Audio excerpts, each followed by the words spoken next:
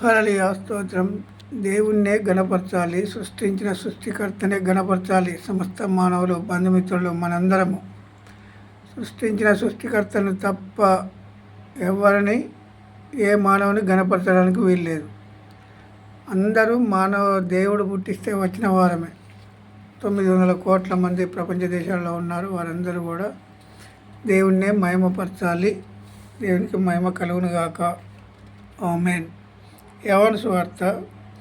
ఆది యందు వాక్యం ఉండెను, వాక్యము దేవుని యొద్ద ఉండెను, వాక్యమే దేవుడై ఉండెను. ఆయన ఆది యందు దేవుని యొద్ద ఉండెను. సమస్తమును ఆయన మూలముగా కలిగెను. కలిగి ఉన్నదేది ఆయన లేకుండా కలగలేదు. ఆయనలో జీవముండెను, ఆ జీవము మనుషులకు వెలుగై ఉండెను. మనుషులకు వెలుగై ఉండెను, ఆ జీవము మనుషులకు వెలుగై ఉండెను. ఆయనలో జీవముండెను, ఆ జీవము మనుషులకు వెలుగై ఉండెను. మనం గ్రహించాలి ఈరోజు. ఆది యందు వాక్యం ఉండెను. వాక్యము, వాక్కు అనగా వాక్యమైంది. వాక్ అంటే శబ్దం. వాక్యమైంది.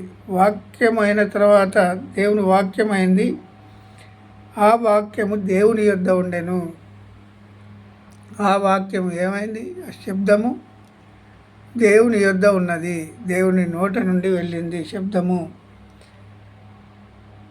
దేవుని యొద్ద ఉండెను. వాక్యమే దేవుడై ఉండెను. వాక్యమే దేవుడై ఉండెను. ఇప్పుడు మనం చదివే వాక్యము దేవుడై ఉండెను. వాక్కు అనగా శబ్దము, శబ్దము అనగా వాక్యము. వాక్యము దేవుని యొద్ద ఉండెను. దేవుడే వాక్యమై ఉండెను. దేవుడే, ఇప్పుడు వాక్యమే దేవుడై ఉండెను. దేవుడై ఉన్నాడు. వాక్యము ఏ వాక్యము? శబ్దం అనేది దేవుడు. శబ్దము, ఇప్పుడు నేను పలుకుతాను శబ్దము. నా స్వతహాగా నేను బ్రతుకుట శబ్దం దేవుడిస్తే వచ్చిన శబ్దం ఇది. ఇప్పుడు ఒక బొమ్మను మానవుడు తయారు చేస్తే ఏ బొమ్మ మానవునితో మాట్లాడలేదు. దేవుడు తయారు చేసిన ఈ బొమ్మ అందరితో మాట్లాడుతుంది, అందరితో సమాధానం కలిగి ఉంటుంది, అందరితో శబ్దము అనేది వినిపిస్తుంది. ఈ బొమ్మ అంటే మనుషుడు. అయితే మనిషి రూపంలో తయారు చేసిన మానవుడు ఆ బొమ్మలు, ఏ బొమ్మ నాటి నుండి నేటి వరకు ఏదన్నా మాట్లాడిందా అంటే ఏది మాట్లాడలేదు. మానవుడు జీవము పొయ్యలేడు. దేవుడు తయారు చేస్తే ఈ బొమ్మ అందరితో మాట్లాడుతుంది, కన్నులతో చూస్తుంది, ముక్కుతో వాసన చూస్తుంది, చెవులతో వింటుంది. అవయాలను మనం పరిశీలన చేయాలి. ప్రతి ఒక్కరు ఏ విధముగా నేను చూస్తున్నాను, ఏ విధముగా నేను వింటున్నాను, ఏ విధముగా నేను శ్వాస తీసుకుంటున్నాను, ఏ విధముగా మాట్లాడుతున్నాను, ఏ విధముగా నేను కదలిక ఉన్నది నాకు అనేది గ్రహించాలి ప్రతి మానవుడు. గ్రహించినప్పుడే దేవుడు గుర్తుకొస్తాడు. గ్రహించకపోతే ఏ మానవునికి దేవుడు గుర్తు రాడు. పుట్టాను, బతికాను, సచ్చాను అనే లెక్కకు మాటలాడుకునేవారు అనేకులు ఉన్నారు. ఇప్పుడు పుట్టాను, బ్రతికాను, సచ్చాను, మరి మరణిస్తే ఎక్కడికి పోతాను అనేది కావాలి. అయితే వాక్యమే దేవుడై ఉండెను. ఆయన ఆది యందు దేవుని యొద్ద ఉండెను. ఆయన దేవుని యొద్ద ఉండెను. ఎవరు? ఆది యందు దేవుని యొద్ద ఉండెను. సమస్తమును ఆయన మూలముగా కలిగెను. సమస్తమును ఆయన మూలముగా కలిగెను. ఎవరి మూలముగా కలిగింది ఇది? సృష్టి అంతా 5 దినములు సృష్టిని తయారు చేశాడు దేవుడు. 6వ దినమున మనుషుని తయారు చేశాడు, ఆదామును. 7వ దినమున విశ్రమించెను. 7వ దినమున ఆయన విశ్రమించిండు.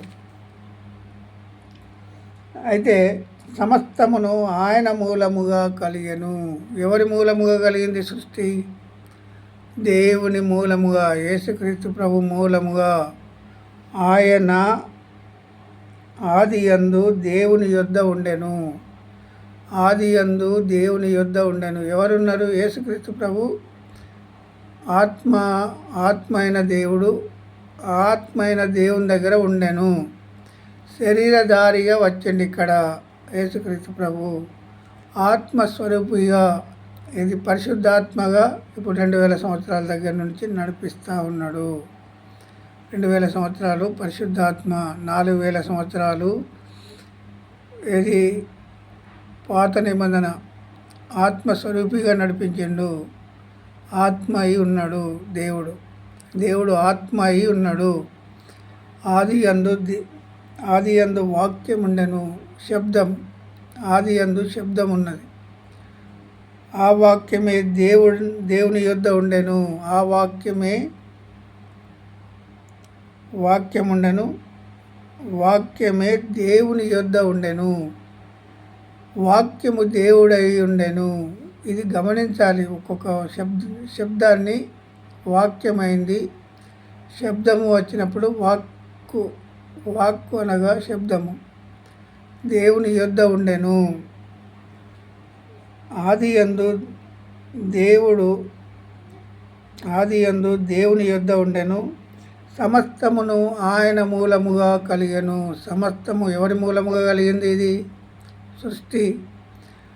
యేసుక్రీస్తు వలన కలిగిన ఆయన మూలముగా కలిగెను.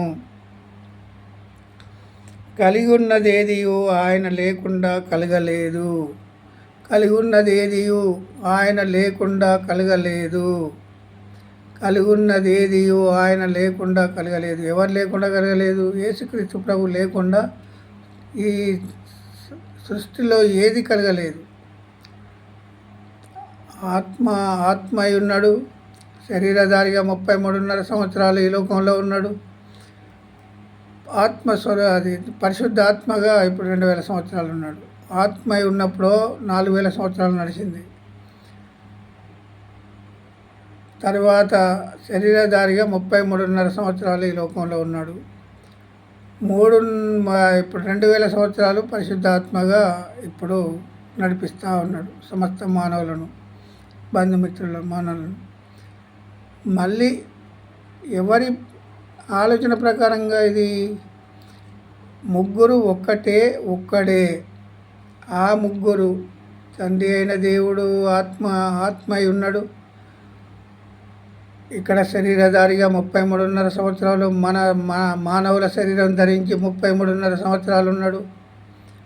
సిలువ వేయబడి తిరిగి లేచాడు. ఏది? 3వ దినంన మానవులను తిరిగి లేపడానికే వచ్చాడు ఈ లోకానికి. పరిశుద్ధాత్మగా 2000 సంవత్సరాల నుండి నాటి నుండి నేటి వరకు నడిపిస్తూ ఉన్నాడు దేవుడు. నాటి నుండి నేటి వరకు సమస్తము ఆయన మూలముగా కలిగెను. కలిగి ఉన్నదేది ఆయనకు లేకుండా కలగలేదు. నేను కూర్చున్న కుర్చీ లేదు, నేను లేను. ఈ సృష్టిలో ఏది లేదు. ఆయన లేకుండా ఏది లేదు. ఆయన ఉంటేనే మనందరం ఉన్నాము. సమస్త మానవులు ఉన్నారు, భూజంతువులు ఉన్నాయి. సృష్టిలో ప్రతి చెట్టు, ప్రతి పంట ఆయన మూలముగా కలిగెను. ఆయన మూలముగానే గాలి, నీరు, నొప్పు, భూమి, ఆకాశం, ఈ 5 పంచలోహాలు ప్రతి మానవుల్లో ఉన్నాయి. వేడి ఉన్నది, శరీరం అనే మట్టి ఉన్నది, వేడి ఉన్నది, నీరు ఉన్నది, గాలి ఉన్నది, ఆక్సిజన్. ఇప్పుడు ఏం పీల్చుకున్నాడు? ఆక్సిజన్ పీల్చుకుంటేనే మానవుడు బ్రతుకుతున్నాడు. మానవుడు గాలి పీల్చుకుంటేనే ఆక్సిజన్. ఆకాశంలాగా అవయవాలన్నిటిని కప్పి ఈరోజు మన అవయవాలు మనం చూసుకుంటే బతుకుతలేము. మన అవయవాలన్నీ కప్పి ఒక శరీరధారిగా మనలను ఆయన పోలికలో మన మానవులను తయారు చేసుకున్నాడు. మానవులను ఎవరి పోలికలో తయారు చేసుకున్నాడు? దేవుని పోలికలో ఉన్నాడు ప్రతి మానవుడు. ఎవరినైనా నువ్వు తిట్టినా కొట్టినా నువ్వు లెక్క అప్పగించాల్సి వస్తుంది. ఎందుకంటే దేవుడు పుట్టించుకున్నాడు మానవుని. దేవుడు పుట్టించుకున్న మానవుని నీవు తిట్టడం, కొట్టడం, చంపడం ఎక్కడి నుంచి వచ్చినాయి? అపవాది నుండి వచ్చిన తలంపులు. అపవాదికి లోబడుతున్నావు. అపవాదికి లోబడితే నీవు పరిపూర్ణుడవు కావు. అపవాది నీ జనకుడు. తండ్రి అయిన జనకునికి మనం లోబడితే అపవాది నీ జనకుడు. అపవాదికి లోబడకుండా మనం ఈరోజు జాగ్రత్త పడదాం. దేవునికి మహిమ కలుగునుగాక. ఆయనలో జీవముండెను, ఆ జీవము మనుషులకు వెలుగై ఉండెను. ఆయనలో జీవముండెను, మనుషులకు వెలుగై ఉండెను. జీవము ప్రతి మానవుల్లో జీవం ఉన్నది, కానీ గ్రహించడు. ఎందుకంటే ఇప్పుడు ప్రాణం ఉంటేనే ఈ లైట్ వెలుగు చూస్తాము, ఇవన్నీ కనిపెడతాము. ఏది జీవం ఉంటే. జీవం లేకపోతే ఏది కనిపెట్టడు మానవుడు. మానవుల్లో ఏదీ లేదు. మనుషులకు వెలుగై ఉండెను, ఆ వెలుగు చీకటిలో ప్రకాశించుచున్నది కానీ చీకటి దానిని గ్రహించకుండెను. మనుషులలో చీకటి అలుముకున్న మానవులు దేవుణ్ణి తెలుసుకోలేరు. వారిలో ఏమున్నదని చెప్పండి? చీకటిలో బ్రతుకుతున్నాడు. అంటే సూర్యుని వెలుగు చూస్తాడు, ఇవన్నీ వర్షం పడుతుంది అతని మీద, మనం చూసినవన్నీ చూస్తాడు ఒక అన్యుడు. దేవుణ్ణి తెలుసుకునే మాటలు, వెలుగు మాటలు తెలుసుకోలేడు. దేవుని వెలుగు మాటలు తెలుసుకోలేడు. వెలుగు మాటలు తెలుసుకోవాలి. చీకటిని పారదోలాలి. ప్రతి మానవుడు హృదయంలో ఉన్న చీకటిని పారదోలినప్పుడే దేవుని వెలుగు మయమై ఉంటుంది. దేవునికి మహిమ కలుగును గాక. ఆమెన్.